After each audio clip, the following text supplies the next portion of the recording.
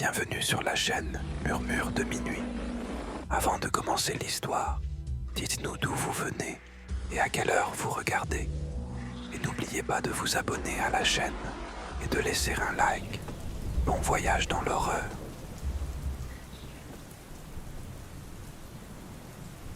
Les ruelles de Tanger étaient encore baignées par la lumière chaude du soleil de fin d'après-midi. Et pourtant, une brume étrange semblait se lever lentement de la mer, enveloppant la ville dans une étreinte glacée. C'était comme si quelque chose de sinistre flottait dans l'air, quelque chose que je ne pouvais pas encore définir, mais que je ressentais intensément. L'odeur salée de l'océan se mêlait au parfum de la rue, mais je ne pouvais m'empêcher de penser à ce que j'avais découvert quelques jours plus tôt.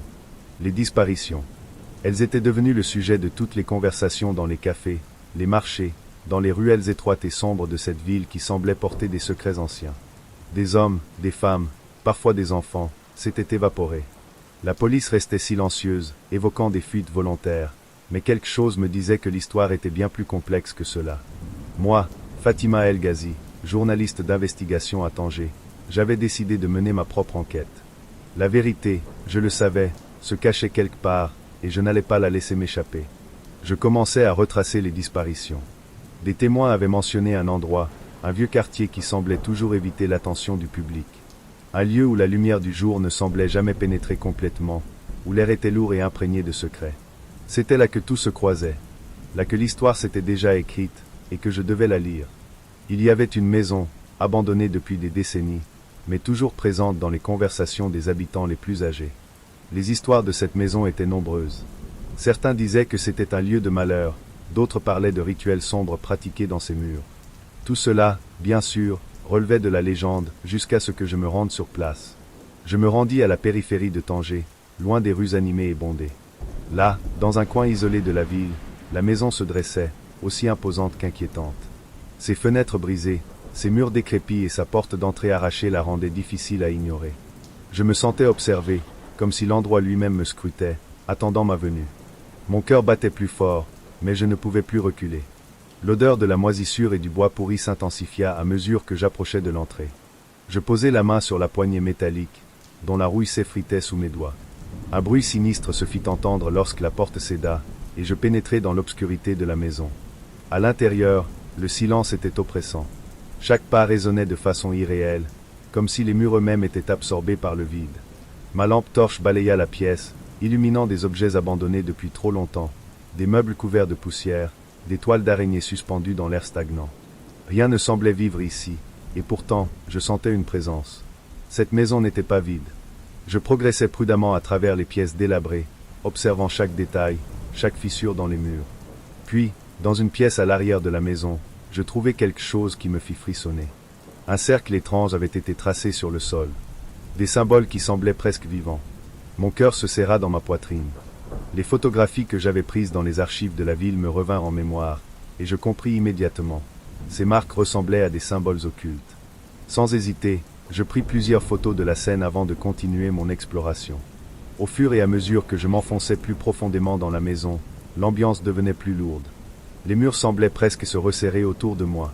J'entendis des bruits, des échos étranges qui semblaient venir des profondeurs de la bâtisse. Des bruits que je n'arrivais pas à identifier, mais qui me faisaient frémir. Finalement, je me retrouvai dans une grande salle, semblant être l'ancienne salle à manger. Sur le sol, des restes de bougies noircies, des ficelles et des objets en métal étaient dispersés comme un sinistre décor. Un autel improvisé avait été érigé au centre. Des morceaux d'ossements humains, d'animaux, des morceaux de chair séchée. Tout cela semblait appartenir à un autre monde. Un monde où les règles de la vie et de la mort étaient modifiées par des forces que je n'avais pas envie de comprendre. Les images de ce que j'avais vu jusque-là me revenaient en tête. Les disparitions. Ces gens, ce qu'ils étaient devenus. À ce moment-là, j'ai entendu un bruit venant de l'escalier. Quelqu'un était là. Je me figeai, mon souffle s'arrêtant dans ma gorge. L'ombre d'une silhouette passa sous la porte. Un frisson glacé parcourut mon corps. Je n'étais pas seul. Je n'avais pas le temps de réfléchir davantage. Je me précipitai dans une autre pièce et me cachai dans l'obscurité, écoutant les pas s'approcher. Mon cœur battait si fort que j'avais peur qu'ils me trahissent. La porte s'ouvrit lentement, et la lumière d'une lampe torche balaya la pièce. Les ombres se formèrent, mais je ne pouvais rien distinguer. La silhouette s'éloigna sans me voir, me laissant là, figé dans la peur. Quand je me sentis suffisamment courageuse pour sortir de ma cachette, je découvris que la sortie était désormais bloquée. Les fenêtres étaient scellées, et la porte avait disparu. Tout cela n'avait plus de sens. Je n'avais aucune idée de ce qui se passait, mais je savais que j'étais désormais une partie de ce cauchemar. Je n'avais d'autre choix que de trouver une autre issue. 1 heure plus tard, ou peut-être plus, je réussis enfin à m'échapper. Essoufflé, la peur me rongeant encore, je retournai chez moi. Mais quelque chose avait changé en moi. Une partie de moi était restée dans cette maison. Une partie de moi était maintenant marquée par les horreurs que j'avais vues, les rituels et la vérité cachée sous le voile de l'inconnu. Je présentais mes preuves aux autorités, mais une étrange indifférence se dégageait d'eux. Ils ne voulaient pas comprendre, ou pire, ils ne pouvaient pas. Les événements étaient déjà trop enfouis. Le silence persistait, et je savais que j'avais dérangé quelque chose que je ne pouvais plus contrôler. Depuis cette nuit-là, je ne suis plus la même. La peur s'infiltre dans mon esprit, comme une seconde peau, me suivant partout où je vais. Et parfois, dans les moments les plus calmes, je crois entendre des bruits derrière moi. Un souffle dans l'obscurité. Une ombre qui ne disparaît pas. Certaines vérités, j'ai compris, ne sont pas faites pour être découvertes. Et maintenant, je dois vivre avec le fardeau d'avoir ouvert cette porte. Mais je sais qu'elle reviendra. Cette maison, ces rituels. Et moi, je serai là, au centre de tout cela. Casablanca, avec ses ruelles chargées d'histoire et ses marchés vibrants, m'avait toujours inspiré. Mais cette fois-ci, je voulais quelque chose de différent. Mon art avait besoin de profondeur, de mystère, d'une connexion plus intime avec les ombres du passé. C'est ainsi que l'idée de mon exposition est née, une collection d'œuvres explorant l'histoire secrète de cette ville que je croyais connaître. Les premiers jours furent consacrés aux archives. Bibliothèques, vieux journaux, témoignages de vieilles familles. Chaque pièce du puzzle révélait des aspects méconnus de Casablanca, mais rien ne semblait assez puissant pour en faire le cœur de mon exposition. Jusqu'à ce que je découvre une peinture énigmatique dans une boutique poussiéreuse, nichée au fond d'un souk où l'air portait l'odeur du cuir vieilli et de l'encens. Le marchand, un vieil homme aux yeux vitreux, m'observa avec une intensité troublante lorsqu'il vit mon intérêt pour le tableau. « Vous avez un œil affûté, jeune homme. Ce n'est pas un simple tableau, » me dit-il d'une voix grave. La toile représentait une allée obscure, bordée de bâtiments en ruine, sous un ciel d'un rouge profond. Ce qui me saisit le plus fut l'impression de mouvements subtils qui imprégnaient chaque coup de pinceau. Les ombres semblaient danser, comme si la scène figeait un moment réel et pourtant en perpétuelle mutation. Je lui demandai alors qui avait peint cette œuvre. Le vieillard haussa les épaules et répondit d'un ton énigmatique. Personne ne sait. Elle n'a pas de signature. Mais ceux qui l'ont possédée n'ont jamais gardé leur esprit intact. Un frisson mêlé de curiosité et d'appréhension parcourut mon échine, mais mon instinct d'artiste me poussa à l'acquérir, persuadé que cette pièce singulière serait l'élément central de mon exposition. De retour à mon atelier, j'installai la toile avec le soin réservé aux œuvres d'exception, et c'est à cet instant que des événements inexplicables commencèrent à se produire. Dès la première nuit, des bruits étranges se firent entendre dans l'ombre de la pièce. Au début, il ne s'agissait que de craquements dans les murs, que j'attribuais au bois ancien, mais bientôt, un murmure diffus, un chuchotement à peine perceptible, s'éleva dans l'air. Le lendemain, en m'approchant du tableau, je remarquai que les ombres avaient changé de posture. L'une d'elles, jusque-là discrète, s'était agrandie, prenant une place plus proéminente dans l'avant-plan. Ce détail me glaça le sang, et je cherchai d'abord à l'expliquer par le jeu de la lumière et de mon imagination surmenée. Toutefois, cette explication s'effrita peu à peu au fil des heures. La nuit suivante, alors que je peinais à trouver le repos, la sensation d'être observé devint oppressante. Dans la pâle lueur de la lune, j'aperçus une silhouette presque imperceptible qui semblait émerger de la toile. Son corps, étiré et déformé, se confondait avec l'obscurité ambiante, mais ses yeux, 2 éclats rouges, fixaient intensément mon être. Un frisson de terreur mêlé d'émerveillement me traversa l'esprit, et en un instant, la vision disparut, ou du moins, elle sembla se rapprocher imperceptiblement. Au fil des nuits, la présence ne fit qu'accentuer son intensité. Chaque matin, la forme apparaissait un peu plus nette, comme si elle s'affranchissait des limites du support pour envahir mon quotidien. Malgré mes efforts pour rationaliser ce phénomène en le classant parmi les excès d'un esprit trop sollicité, le sentiment persistant d'un contact avec un autre monde devenait inéluctable.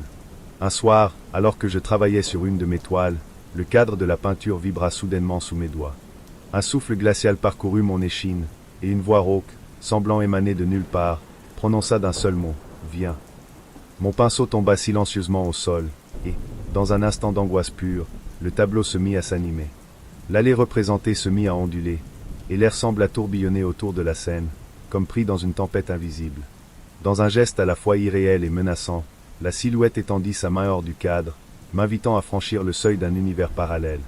Pris d'une panique viscérale, je reculai instinctivement, mon cœur battant la chamade, incapable de concevoir si j'étais victime d'un délire ou bien en proie à une manifestation véritable d'un autre monde. Le lendemain matin, en regagnant mon atelier, je découvris des traces noires, éparpillées sur le sol, témoignant qu'une présence avait bel et bien quitté le domaine de la toile. Malgré la terreur grandissante, je persévérai dans la préparation de mon exposition. Peut-être par orgueil ou par une folie irrésistible, je décidai d'inclure cette œuvre maudite dans ma collection, convaincu que son caractère singulier captiverait l'attention et laisserait une empreinte indélébile dans l'esprit des spectateurs. Le soir du vernissage, la galerie vibrait d'une énergie électrique. Les convives se pressaient, fascinés par le tableau et par l'atmosphère énigmatique qui en émanait. La toile, suspendue dans un éclairage tamisé, attirait tous les regards, et un murmure collectif semblait s'élever, comme si la pièce elle-même observait chacun de ses visiteurs. Soudain, une coupure de courant plongea la salle dans une obscurité totale. Un silence lourd s'installa, suivi d'un souffle prolongé qui fit frissonner l'assemblée. Lorsque la lumière fut rétablie, un cri perçant déchira l'atmosphère. Une femme gisait au sol, terrifiée, ses yeux écarquillés exprimant une peur indicible, tandis qu'elle pointait du doigt le tableau. Mais l'œuvre avait changé. L'allée, autrefois si vibrante, était désormais vide, et la silhouette, qui avait si intensément captivé mon imagination, avait disparu sans laisser la moindre trace. Cet incident marqua un tournant irréversible dans mon existence. Depuis cette nuit fatidique, le simple fait de contempler la toile m'emplit d'une angoisse profonde. Chaque fois que je franchis le seuil de mon atelier, j'ai l'impression que l'esprit de la peinture me suit, guettant chacun de mes gestes. Parfois, dans un éclair fugace, je distingue un mouvement dans le coin de mon regard, ou encore, je remarque que mon reflet dans la surface de la toile semble différer du mien, comme figé dans une réalité parallèle. Ces expériences, d'abord inexplicables, m'ont conduit à une introspection douloureuse et à une transformation silencieuse. Mes créations, jadis le reflet d'une spontanéité vibrante, se font désormais écho d'une prudence acquise au prix d'un traumatisme inexprimable. Le succès de l'exposition, bien que retentissant, fut ainsi assombri par une perte irrémédiable de repères. Aujourd'hui, même si je poursuis ma carrière artistique, une part de moi demeure liée à cette peinture vivante et à l'obscur univers dont elle m'a permis d'entrevoir les abîmes. Chaque nouvelle œuvre que je crée porte en filigrane ce contact avec l'inconnu, et je reste en alerte, conscient que le voile séparant notre réalité d'un autre monde peut se lever à tout moment pour bouleverser l'ordre établi. Ce lien étrange et inévitable avec l'invisible a transformé ma vision de l'art et de moi-même, me rendant plus introspectif et réservé, et me rappelant sans cesse que, parfois, l'inexplicable se cache derrière le pinceau et la toile. La bibliothèque Al-Karaouiyin, au cœur de Marrakech, était pour moi plus qu'un simple lieu de travail. C'était un sanctuaire, un espace où les livres racontaient des histoires oubliées, et où j'avais l'impression de pouvoir toucher l'âme du passé. Chaque journée semblait s'étirer éternellement entre les rayonnages, et je me perdais parfois pendant des heures à chercher un livre rare, un ouvrage que personne n'avait trouvé depuis des siècles. Ce jour-là, une étrange attirance me poussa à explorer les recoins les plus sombres de la bibliothèque, là où la poussière et l'oubli avaient pris racine. Je l'ai trouvé dans un coin sombre, un livre sans titre. Sa couverture en cuir, fissurée par le temps, semblait presque vivante sous mes doigts. Le premier contact m'envoya une sensation étrange, une chaleur, un frisson qui me parcourut l'échine. Curieuse mais légèrement angoissée, je le pris dans mes mains et l'ouvris. Les premières pages étaient presque illisibles, recouvertes d'une encre sombre et délavée. Mais au fur et à mesure que je tournais les pages, les mots commencèrent à se clarifier, écrits dans un arabe ancien, un langage d'un autre temps. Ce livre, il s'avéra, était un journal intime, celui de Youssef al-Raoui, un érudit du XIIIe siècle. Selon ses écrits, il avait été accusé de sorcellerie, et le texte était une confession étrange, remplie de rituels occultes, de malédictions, et d'expériences aux limites de la magie noire. J'étais fasciné, mais en même temps, une inquiétude montait en moi. Chaque ligne semblait plus perturbante que la précédente, comme si ce livre exerçait une influence sur mon esprit. Il parlait de voix, des murmures qu'il entendait dans la nuit, de présences invisibles qu'il observait. Plus je lisais, plus ces présences semblaient se rapprocher de moi. Au début, ce n'était qu'une sensation vague, mais peu à peu, elle se fit plus concrète. Je commençais à avoir l'impression que quelqu'un ou quelque chose me regardait, me scrutait dans l'ombre. Je fermai un instant les yeux, cherchant à me rassurer, mais l'air dans la pièce semblait plus lourd, plus dense. Le silence, d'abord réconfortant, devenait oppressant. Je poursuivis ma lecture, même si une partie de moi voulait m'arrêter. J'étais captivé, mais en même temps terrifié. À un moment donné, un passage attira particulièrement mon attention. Celui qui lit ces mots ouvre la porte. Celui qui comprend les secrets devient le gardien. Je n'arrivais pas à comprendre le sens profond de ces mots, mais ils me frappèrent comme un avertissement, un appel à ne pas aller plus loin. Cependant, l'envie de connaître la vérité était plus forte que ma peur. À mesure que mes yeux glissaient sur les pages, un changement imperceptible s'opérait autour de moi. L'air se faisait plus froid, les ombres semblaient se mouvoir doucement autour de moi. Je tournai la page avec une hésitation croissante, mais dès que mes yeux se posèrent sur les mots, un bruit sourd me fit sursauter. Une porte claqua dans la bibliothèque. Je levai les yeux, mais il n'y avait personne. Une sensation de malaise, plus profonde que jamais, m'envahit. Et alors, je l'entendis, un murmure, faible mais distinct, comme une voix chuchotant mon nom. Amira. Je m'immobilisai, le cœur battant. Je ne savais pas si c'était mon imagination, si c'était le résultat de la fatigue, mais j'étais certaine de l'avoir entendu. Le livre entre mes mains semblait vibrer légèrement, comme s'il était vivant. Je tentai de le poser sur la table, mais mes mains étaient engourdies, comme si une force invisible m'empêchait de le lâcher. Une pression étrange m'étreignait la poitrine. Puis, dans une lueur d'instinct, je levai les yeux et perçus une silhouette, presque imperceptible, qui se tenait dans l'ombre, juste derrière moi. Mon sang se glaça. J'étais paralysé. Cette présence n'était pas humaine. C'était autre chose, quelque chose d'indéfini, d'inconnu. Mon esprit s'embrouillait, mais il me fallait partir. Je refermai le livre d'un geste brusque, et immédiatement, l'atmosphère sembla se détendre. Le malaise se dissipa lentement, mais une partie de moi savait que je ne pourrais jamais échapper à ce que j'avais réveillé. Je partis précipitamment de la bibliothèque, l'esprit envahi de pensées sombres. Mais quelque chose avait changé en moi. Le livre m'avait touché d'une manière que je ne pouvais expliquer, et je savais que je ne serais plus jamais la même.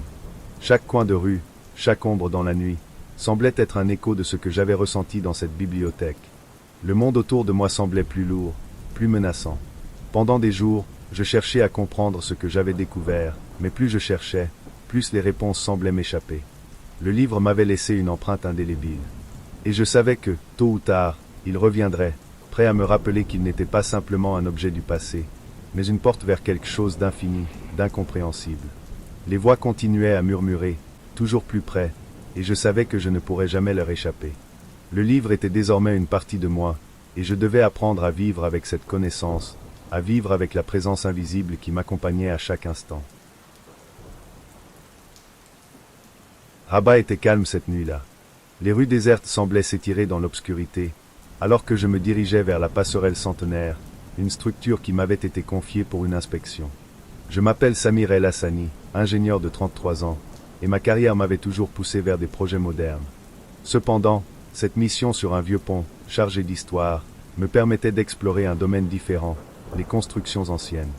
Je n'imaginais pas que cette expérience me marquerait à vie.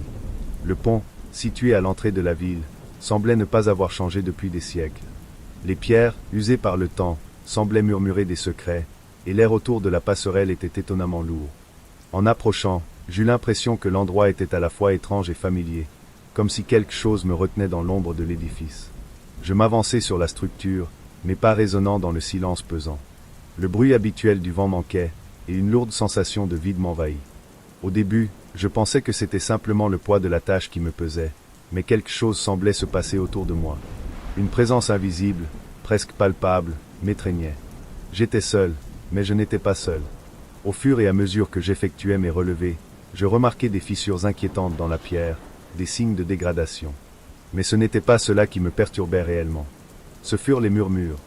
D'abord faibles, presque inaudibles, puis de plus en plus distincts. Des voix semblaient chuchoter entre les arches, comme si le pont lui-même me parlait. Mon esprit rationnel tenta de rejeter ces sensations, mais chaque murmure semblait résonner dans mes os, me rappelant que quelque chose de profond, de ténébreux, était lié à cet endroit. En descendant sous la passerelle pour observer ses fondations, mes yeux tombèrent sur une découverte inattendue. Des ossements humains, partiellement enfouis sous la terre et les pierres, se dévoilèrent à moi. Le pont avait été construit sur un ancien cimetière, un fait que personne ne m'avait révélé. Je me retrouvai face à une réalité bien plus macabre que celle d'un simple ouvrage d'ingénierie. C'était un lieu où la mort avait été enterrée sous des couches de béton et de pierre, mais la mémoire, elle, semblait persister. Le malaise se transforma en une angoisse croissante, mais je décidai de poursuivre l'inspection. Je devais savoir, comprendre l'origine de ces voix, de cette atmosphère étrange. En continuant mon travail, je m'efforçais de garder mon calme. Pourtant, les ombres semblaient se mouvoir autour de moi, fluides et insaisissables. Chaque mouvement me semblait être observé par des yeux invisibles. Ce n'était plus le pont qui me dominait, c'était quelque chose d'ancien, un passé enfoui depuis trop longtemps. Alors que la nuit avançait, je levai les yeux et remarquai des symboles gravés dans la pierre, à peine visibles à cause de l'usure du temps. Des marques anciennes, imprégnées de mystère, évoquaient des rites oubliés, des invocations à des forces que l'on ne devait pas réveiller. Un frisson me parcourut l'échine. Les pierres, ces pierres que je considérais auparavant comme de simples éléments techniques, étaient porteuses de secrets. Ce pont était bien plus qu'une simple structure, c'était un portail vers un autre monde, un monde où les morts n'étaient jamais complètement partis. À cet instant précis, je pris conscience que l'histoire du pont était bien plus vaste et complexe que ce que j'avais imaginé. Les murmures devinrent plus intenses, comme si des voix anciennes tentaient de me transmettre un message. La pression autour de moi augmentait, me forçant à respirer plus profondément. J'essayais de me concentrer sur mes notes, mais une partie de mon esprit était déjà ailleurs, absorbée par la révélation. Je décidai de clore l'inspection. Le temps semblait avoir cessé de s'écouler, comme si le pont lui-même avait suspendu les heures. Mes mains tremblaient légèrement, et la sensation de la présence invisible restait accrochée à ma peau. Je savais que l'histoire de ce lieu ne s'écrivait pas seulement avec des instruments de mesure, mais avec des souvenirs oubliés et des esprits qui n'étaient jamais partis. Chaque pierre, chaque fissure semblait me dire que ce pont, loin d'être un simple objet d'étude, était le gardien d'une mémoire plus grande que moi. Lorsque je quittai le site, un silence étrange régna dans ma voiture. Les bruits de la ville semblaient déformés, comme si tout avait été mis en sourdine. Je réfléchissais à ce que j'avais découvert, à ce que j'avais ressenti. La science m'avait appris à analyser, à décomposer, mais cette nuit-là, c'était mon âme qui avait été confrontée à l'inconnu. Le pont de Rabat ne serait plus jamais pour moi un simple édifice. Il serait le symbole d'un autre monde, un monde où la frontière entre la vie et la mort était mince. Depuis ce soir-là, chaque projet que j'entreprends est teinté de cette expérience. Ce n'est pas que je crois aux fantômes ou aux esprits, mais j'ai appris que certaines choses échappent à la logique, à la raison. Le passé est parfois trop lourd pour être enterré, et il a une façon étrange de ressurgir lorsque l'on s'y attend le moins. Le pont de Rabat, avec ses ombres et ses murmures, est désormais une partie de moi. Il me rappelle qu'au-delà des chiffres et des mesures, il existe des vérités enfouies qui ne demandent qu'à être découvertes. Mais parfois, il vaut mieux ne pas chercher trop profondément. La clinique de Fès était loin des boulevards animés de la ville, perdue dans un repli de la montagne. J'avais accepté ce stage dans l'espoir de gagner en expérience, pensant trouver un environnement calme et propice à l'apprentissage. Dès mon arrivée, une étrange lourdeur imprégnait l'air. En pénétrant dans le bâtiment, une sensation de malaise m'envahit. Les murs, marqués par le temps, exhalaient une odeur de renfermé, et malgré l'accueil courtois du personnel, un silence pesant semblait régner, comme si chacun redoutait de prononcer le moindre mot inutile. Madame Amira, la directrice, m'accompagna jusqu'au bureau où j'allais travailler, ses yeux évitant soigneusement le contact direct et trahissant une tension difficile à dissimuler. Elle déclara d'une voix mesurée: « Vous allez traiter des cas intéressants ici, docteur. El Kadiri. Nous avons des patients qui présentent des symptômes inhabituels. » Sans insister davantage, j'acceptai ses propos, convaincu que j'étais ici avant tout pour apprendre. Le premier patient que je rencontrai était un homme d'une quarantaine d'années, aux cheveux déjà parsemés de gris, qui me fixait d'un regard vide et désabusé. Sa voix, basse et légèrement étouffée, trahissait une appréhension palpable, comme s'il craignait de trop se dévoiler. « Elle veille sur nous », murmura-t-il en se balançant doucement sur sa chaise, perdu dans ses pensées. Intrigué, je lui demandai qui il entendait, et il répondit d'une manière hésitante: « L'infirmière. Elle est toujours là, veillant à ce que nous ne partions jamais. » Je plissai les yeux, étonné par cette mention d'une présence qui n'avait aucune correspondance visible parmi le personnel officiel. Quand je sollicitai plus d'informations sur son identité, il secoua lentement la tête, comme s'il tentait de se convaincre lui-même, et ajouta simplement: « Je ne sais pas, mais elle semble empêcher notre départ. » J'enregistrai ces paroles dans mes notes, tout en sentant le malaise grandir en moi. Au fil des jours, d'autres patients vinrent partager leurs récits, chacun décrivant l'infirmière de façon différente, mais tous s'accordant sur le fait qu'elle paraissait veiller sur eux d'une manière inexplicable. Ils évoquaient tour à tour une silhouette floue, une figure en blouse blanche dépourvue de traits distincts, une présence énigmatique qui semblait se matérialiser et disparaître sans laisser de traces. Cherchant à éclaircir ce mystère, j'interrogeai Rania, une infirmière avec laquelle j'avais pu échanger quelques mots. Elle haussa les épaules à chaque mention de cette infirmière fantôme, et me rassura en expliquant que ces visions n'étaient que le résultat d'hallucinations induites par la médication administrée aux patients, ces derniers étant particulièrement fragiles. Toutefois, en observant son regard, je perçus une nuance de doute, comme si elle-même portait un secret inavoué. Ce soir-là, alors que je restais seul dans mon bureau, absorbé par l'étude minutieuse des dossiers, une brise glaciale effleura soudainement ma nuque. Levant les yeux, je distinguai, au bout d'un couloir faiblement éclairé, une silhouette en blouse blanche, figée dans une immobilité troublante. Mon cœur battit plus fort tandis que je m'approchais lentement, espérant comprendre ce phénomène inexplicable. Mais, aussitôt que je clignai des yeux, la présence avait disparu, ne laissant derrière elle qu'un souvenir fugace et une impression de vide. Malgré l'explication facile que je m'étais donnée la fatigue ou le stress de cette situation inédite, l'image persistait, gravée dans mon esprit avec une intensité déconcertante. Ne pouvant plus tolérer l'incertitude qui rongeait mon quotidien, je me lançai dans une recherche plus approfondie. En fouillant dans les archives poussiéreuses de la clinique, je découvris un dossier dont la couverture était dépourvue de tout nom, ne comportant que la date 2012. Les pages, fragiles et presque effacées par le temps, contenaient des notes détaillées relatant l'histoire d'une infirmière du nom de Salma B. Son dossier décrivait un essai clinique mené en secret, au cours duquel des neuroleptiques expérimentaux avaient été administrés. Les effets secondaires étaient terrifiants, hallucinations, insomnie, paralysie et autres manifestations inexplicables. Puis, brusquement, le document s'interrompit, comme si toute trace de son existence avait été effacée. Il devint évident pour moi que Salma n'était pas simplement un cas parmi d'autres, mais bien la victime d'un projet secret aux conséquences tragiques. Pourtant, une question demeurait, où était-elle aujourd'hui? Au moment même où je terminais la lecture, une sensation de froid plus intense s'installa, et je perçus, derrière moi, une présence qui ne pouvait être ignorée. Face à ces découvertes, il m'était impossible de garder le silence. Je confrontai alors Madame Amira avec la question lancinante. « Vous saviez, n'est-ce pas ?» Son regard se détourna immédiatement, et, d'une voix tremblante, elle tenta de m'expliquer que je n'étais pas préparé à comprendre l'ampleur des événements qui s'étaient déroulés au sein de cette clinique. « Certains patients, certains d'entre eux ne sont pas ce qu'ils semblent être, » murmura-t-elle, laissant entrevoir une réalité bien plus sombre que celle que j'avais imaginée. C'est alors que je compris, l'infirmière évoquée par les patients n'était pas une légende urbaine, mais bien une présence réelle, transformée et marquée à jamais par une expérimentation médicale qui avait dérapé. Elle était toujours là, invisible mais omniprésente, régissant d'une main de fer un univers où les patients semblaient être prisonniers d'une entité qui avait autrefois été humaine.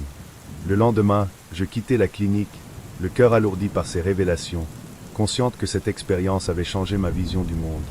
Même si mon départ marquait la fin d'une étape professionnelle, une part de moi restait irrémédiablement liée à cet endroit et à l'énigme qu'il recelait. Chaque fois que je ferme les yeux, l'image de la silhouette dans le couloir revient, me rappelant la fragilité de l'existence et la profondeur des mystères qui nous entourent. Je n'étais plus la même personne après cette expérience, une empathie nouvelle m'avait envahi, et une vigilance accrue était devenue ma compagne de route. La clinique de Fès se dissipa peu à peu dans le flou des souvenirs, mais l'ombre de l'infirmière, issue d'un passé tourmenté, continue de veiller quelque part dans l'obscurité, comme un rappel constant que certaines vérités ne sauraient jamais être complètement oubliées.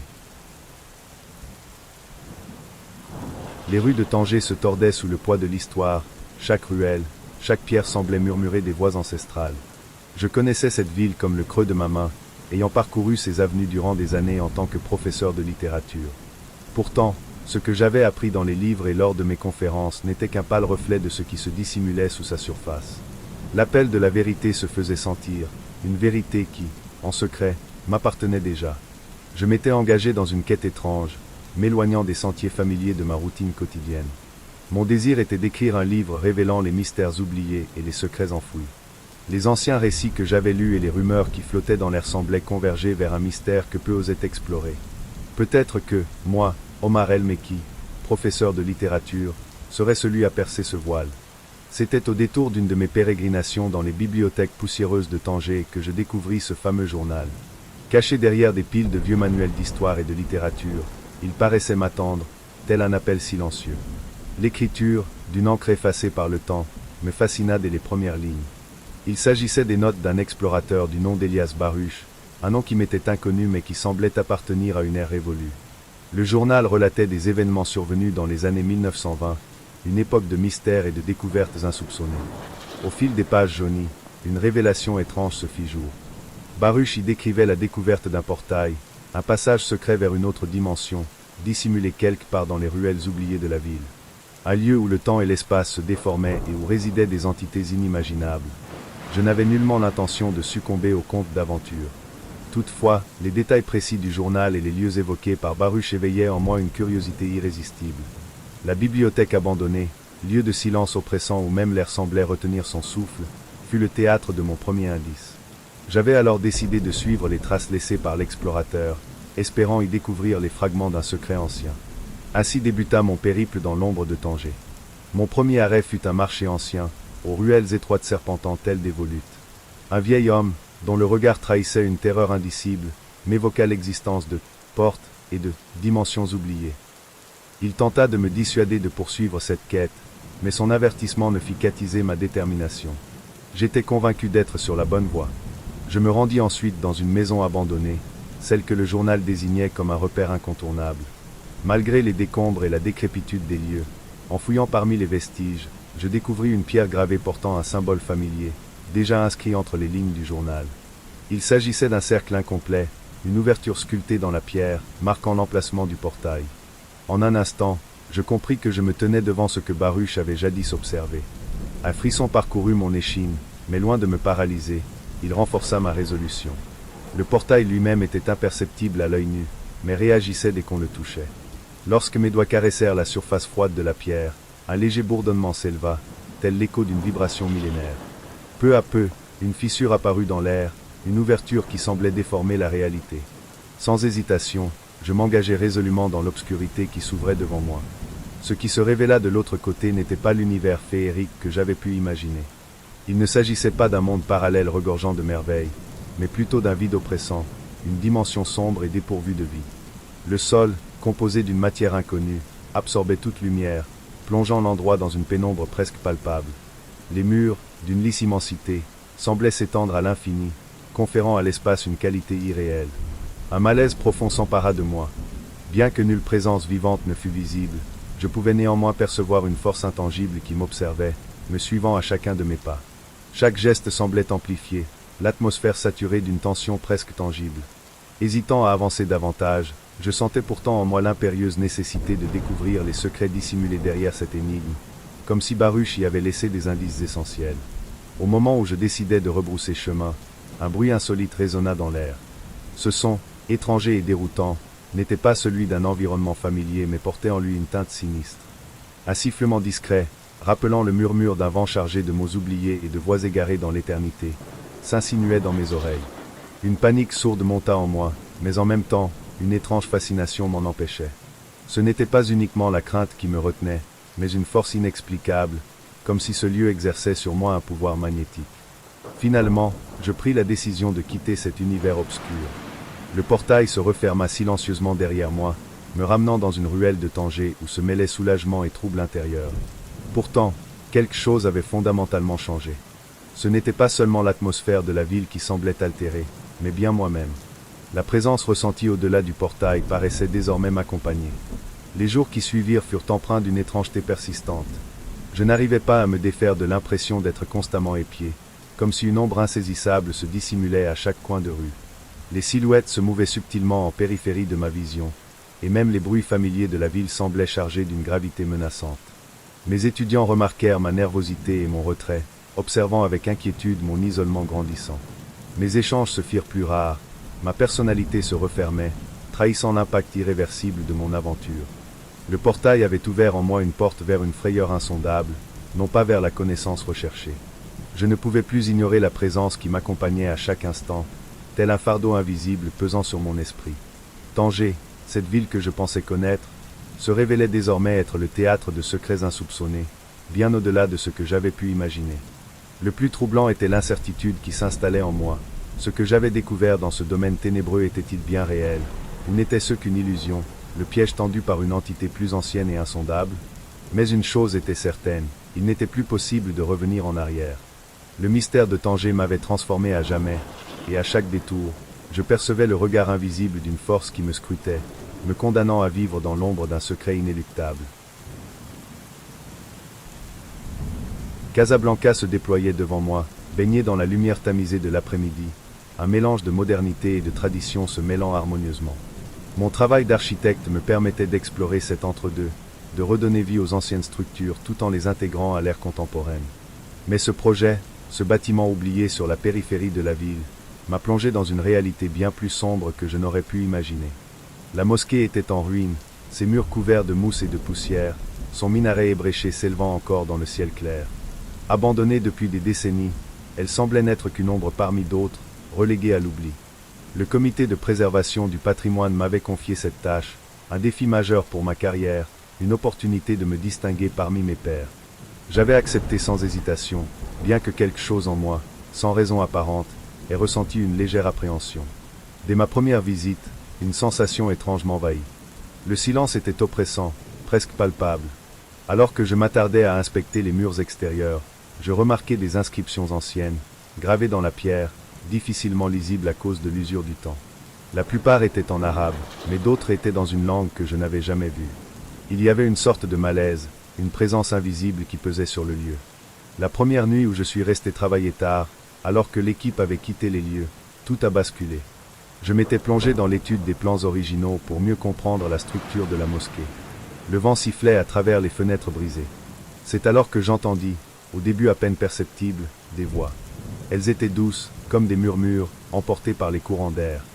Mais bientôt, elles devinrent plus distinctes, s'entremêlant avec des prières et des soupirs. J'ai brusquement levé la tête. Rien. Un frisson me parcourut.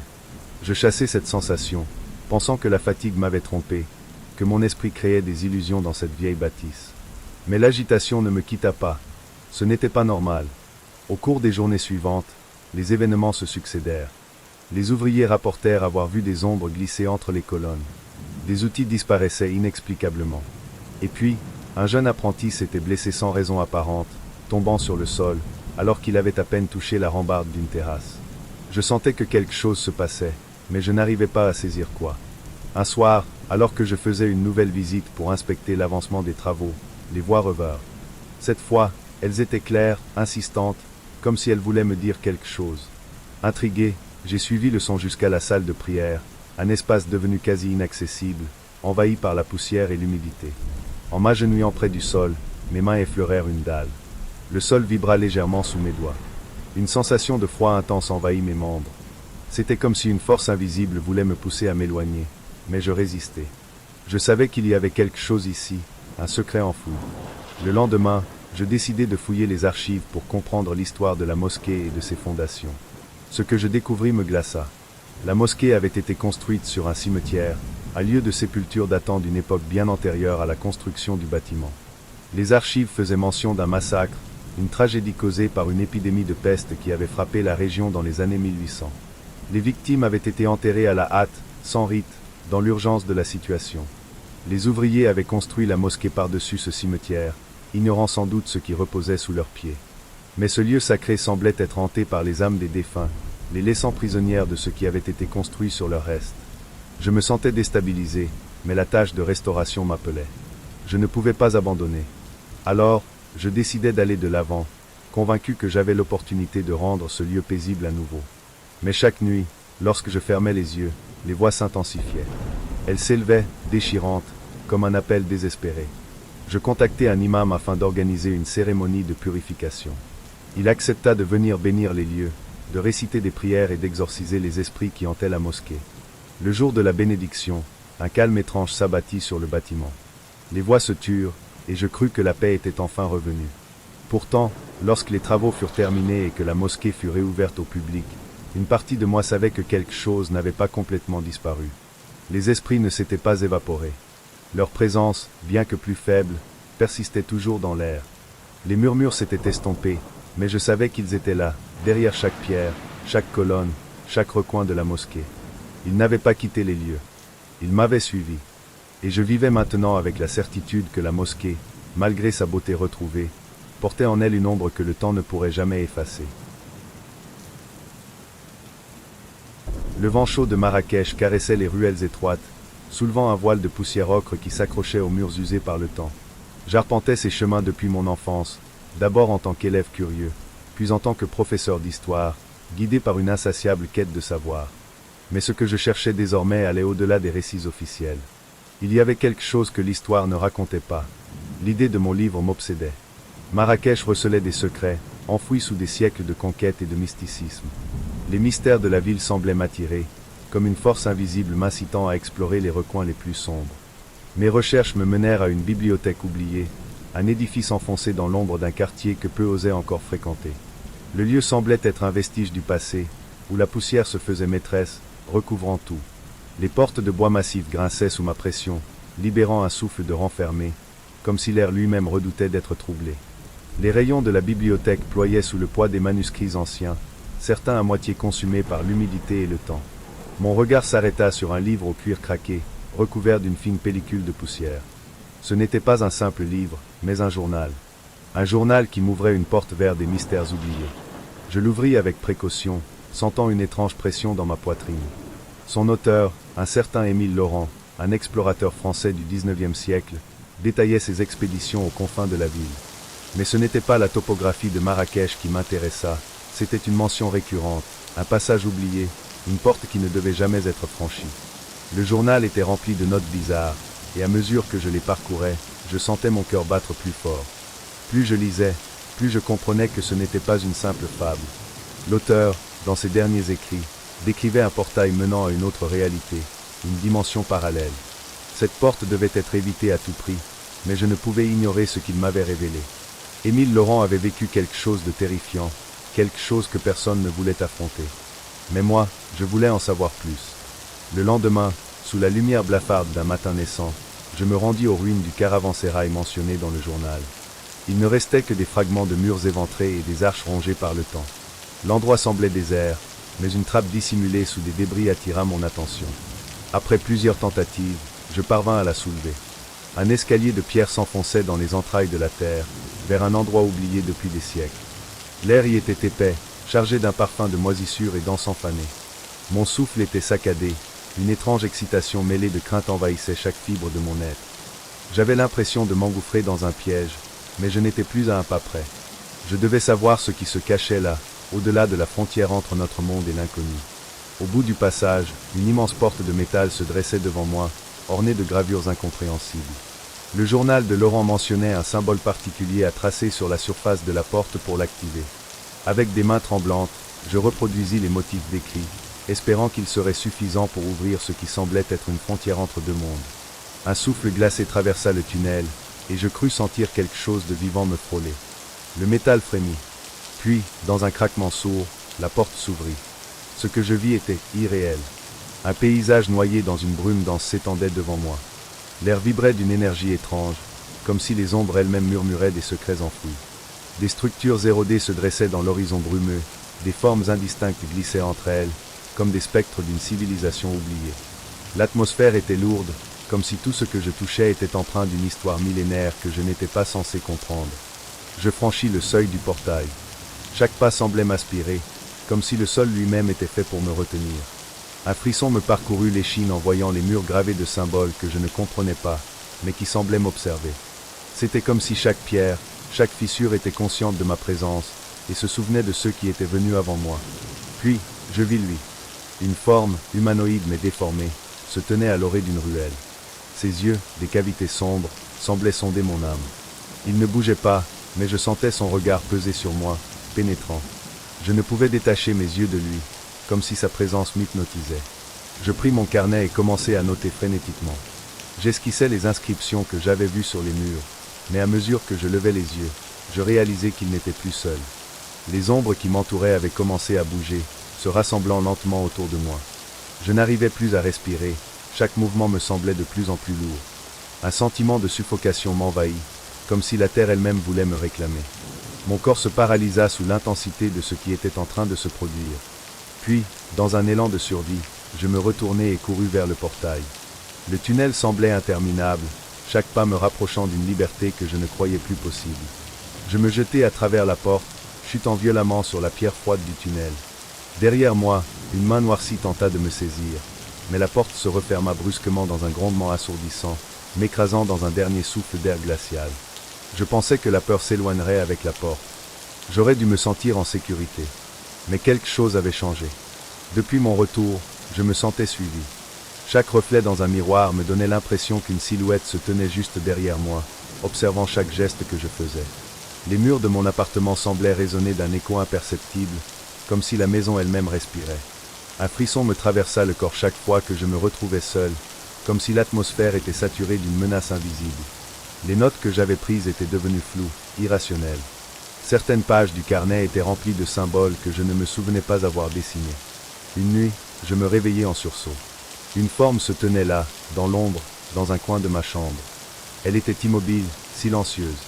Je n'osais pas bouger, de peur de la provoquer. Ses yeux étaient deux abîmes, d'un noir abyssal. J'étais pétrifié. Je clignais des yeux, et elle n'était plus là. Mais je savais qu'elle n'était pas partie. Elle m'attendait. Et je savais qu'un jour, elle me prendrait. Quoi que cela signifie. La chaleur écrasante de Rabat semblait plus pesante que d'habitude. L'air, chargé d'effluves médicinales et de sueur, collait à ma peau tandis que je franchissais les portes de la petite clinique. J'avais accepté ce stage pour m'endurcir, pour voir au-delà des livres et des salles de classe stériles. Pourtant, dès mon premier jour, une tension indicible flottait dans l'air. La clinique semblait trop calme, trop silencieuse. Et pourtant, il y avait quelque chose de profondément dérangeant à cet endroit. Les patients arrivaient avec des symptômes étranges, tremblements incontrôlables, fièvre sans cause, perte de mémoire soudaine. L'équipe médicale semblait étrangement réticente à en parler. On me donnait peu d'informations, juste assez pour que je puisse observer sans poser trop de questions. Le directeur de la clinique, un homme au regard fuyant, se contentait de me donner des tâches banales, de vérifier mes rapports sans jamais me demander ce que je pensais des patients. Chaque visite chez eux était comme une expérience clinique, mais je n'avais pas le temps d'analyser en profondeur avant que l'équipe ne me fasse passer à autre chose. Il y avait des regards échangés, des silences trop longs, des gestes évitants. Tout cela me laissait un goût amer, comme si l'on essayait de me cacher quelque chose. Et puis il y avait cette infirmière. Je l'avais aperçue du coin de l'œil, une silhouette mince, vêtue d'un uniforme ancien, bien différent de ceux portés par le personnel actuel. Ses yeux noirs semblaient m'observer, mais jamais elle ne me parlait. Elle se tenait souvent à l'entrée de la salle d'examen, observant en silence. Pourtant, chaque fois que je me tournais pour la saluer, elle n'était plus là.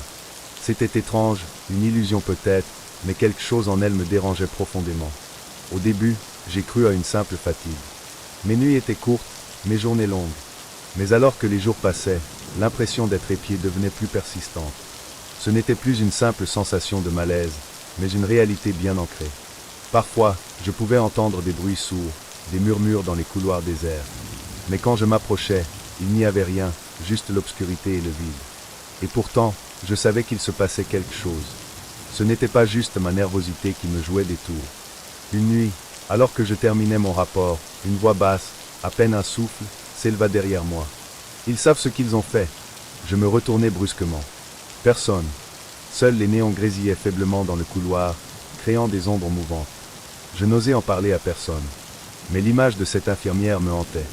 Ses yeux, si sombres et vides, semblaient vouloir me dire quelque chose. Une information vitale. Un avertissement.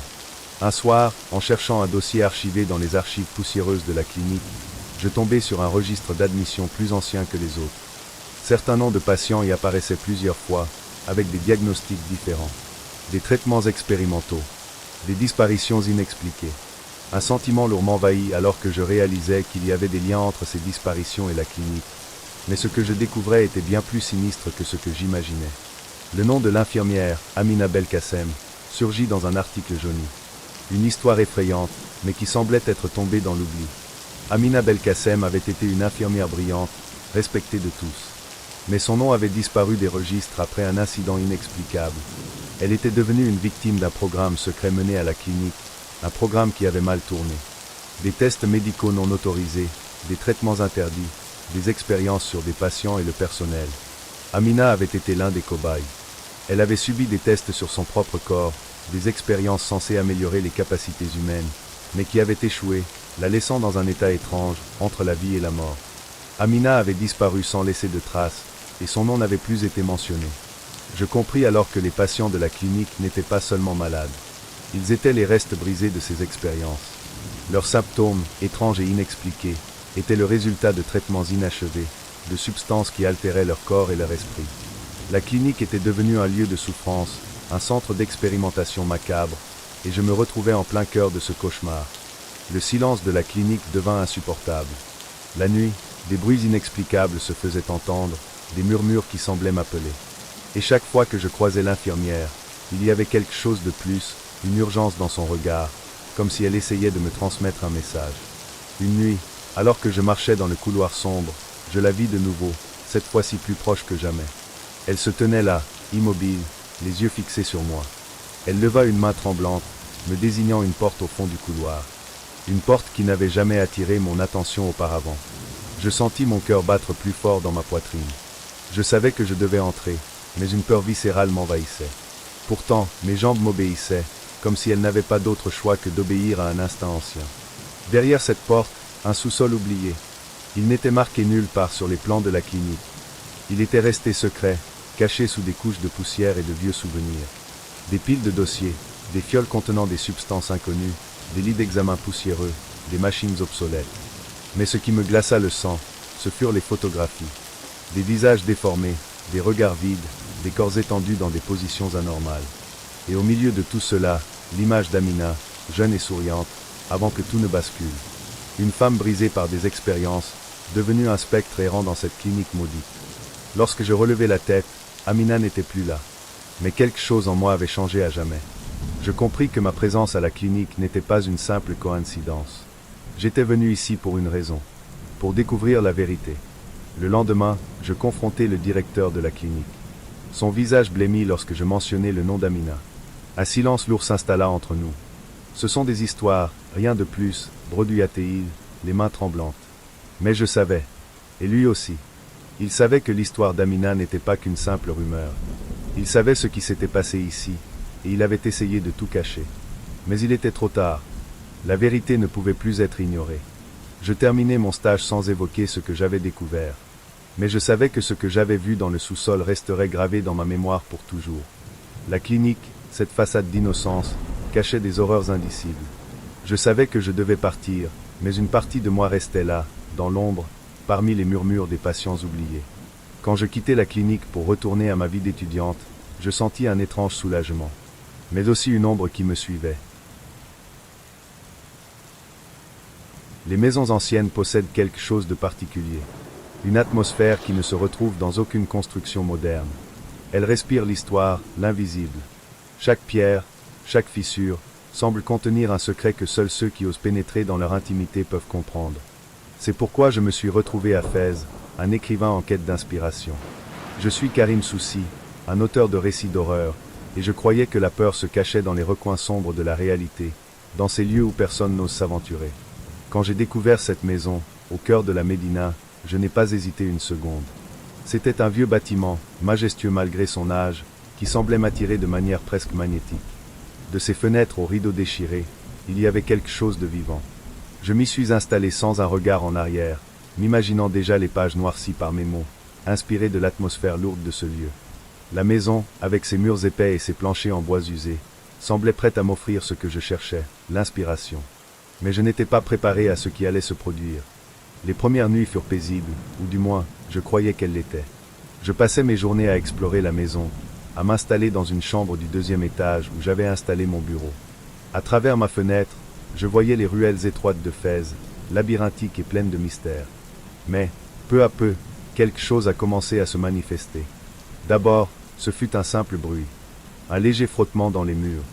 Je pensais que c'était le bois qui se dilatait, ou le vent qui soufflait à travers les fissures. Mais très vite, ces bruits se transformèrent en quelque chose de plus distinct. Une voix, à peine un souffle, se faisait entendre la nuit. Je me suis dit que c'était probablement un effet de l'isolement, l'écho des bruits des ruelles environnantes, des voix perdues dans la vieille ville. Mais ce n'était pas ça. Un soir, alors que j'écrivais sans relâche, j'ai entendu clairement un mot, prononcé dans un souffle froid. « Écoute !» Je me suis retourné précipitamment, mais la pièce était vide. À cet instant, une pression étrange m'envahit. Mon cœur battait fort, mais je me suis forcé à ignorer cette sensation. Peut-être la fatigue, la solitude. Cependant, chaque nuit suivante, la voix se fit plus présente, plus insistance, jusqu'à ce qu'elle devienne une constante. Je n'étais plus seul dans cette maison. Puis il y eut les ombres. D'abord floues, puis définies. J'étais assis à mon bureau, écrivant, quand je les ai aperçues pour la première fois. Elles glissaient le long des murs, furtives, comme des silhouettes humaines. Je me suis levé brusquement, mais elles se sont évaporées dans l'air. Je ne savais plus si c'était mes yeux qui me jouaient des tours, ou si ces présences étaient réelles. Mais quelque chose en moi me disait que cette maison était vivante, que chaque pièce regorgeait d'une histoire que je n'étais pas prêt à entendre. Je décidai de sortir, d'explorer un peu plus. Je voulais trouver une explication logique à ce qui se passait. J'ai parcouru chaque recoin de la maison, en observant les murs, les plafonds ornés de motifs andalous, les portes anciennes. Puis, dans un coin caché, sous une pile de vieux tapis, je découvris une trappe. Intrigué, je l'ouvris. La cave était froide, glaciale. Une odeur de terre humide s'en échappait. J'allumai ma lampe de poche et me baissai pour observer de plus près. Ce que je vis me fit l'effet d'un choc brutal. Des ossements humains, enterrés là depuis longtemps, reposaient dans une terre rougeâtre. Des crânes, des fragments de corps, certains presque entiers, se trouvaient dans un désordre macabre. La maison avait été construite sur un ancien cimetière. Un frisson parcourut mon échine. Il devenait de plus en plus clair que cette maison portait les traces d'un passé que personne ne voulait remuer. Je me remis debout et, dans un instant de panique, je fermai la trappe. Mais la voix ne s'éteignit pas. Elle se faisait plus forte, plus pressante. Continue d'écrire. C'était comme si ce lieu m'avait choisi, comme si les esprits des défunts attendaient que je leur donne une voix. Cette pensée me terrorisait, mais quelque chose en moi, un besoin presque compulsif, m'incita à prendre place à mon bureau et à commencer à écrire. Les mots affluèrent à une vitesse que je n'avais jamais expérimentée auparavant. Une histoire naissait, une histoire que je n'avais pas choisie, mais qui s'écrivait d'elle-même, guidée par des forces que je ne pouvais comprendre. Les jours passaient, mais les voix ne cessèrent jamais. Chaque nuit, elles m'accompagnaient, chuchotant, guidant ma plume. Je me demandais si j'étais devenu fou. Mais je n'avais d'autre choix que de les écouter. J'écrivais encore et encore, sur des pages entières, sur des carnets que je remplissais sans m'arrêter. J'avais l'impression d'être un simple instrument, un médium entre le monde des vivants et celui des morts. Les ombres se faisaient plus précises. Elles ne se contentaient plus de rester dans les coins de ma vue. Elles se déplaçaient, se glissaient dans la pièce, observaient, attendaient. Certaines fois, j'entendais des bruits de pas dans les couloirs, des souffles rauques près de mon oreille, mais chaque fois que je me retournais, il n'y avait personne. J'ai fini par achever mon livre. La maison des murmures. C'était le titre. Un roman d'horreur sur une maison hantée, un écrivain piégé par les voix des morts, une histoire qui semblait décrire ce que je vivais, sans que j'aie eu à l'inventer. Le livre était terminé, mais les voix, elles, continuaient de m'envahir. Chaque mot que j'écrivais était comme une invitation à poursuivre ce voyage infernal. Une nuit, alors que je m'étais convaincu que tout était enfin fini, que la paix reviendrait, je fus surpris. Les voix n'avaient pas cessé, et l'appel à écrire persistait. La maison, elle, ne m'avait jamais quitté. Elle était en moi. J'étais à la fois l'écrivain et le personnage principal de mon propre récit. Et maintenant, il n'y avait plus de retour en arrière. Bienvenue sur la chaîne Murmure de Minuit. Avant de commencer l'histoire, dites-nous d'où vous venez et à quelle heure vous regardez. Et n'oubliez pas de vous abonner à la chaîne et de laisser un like.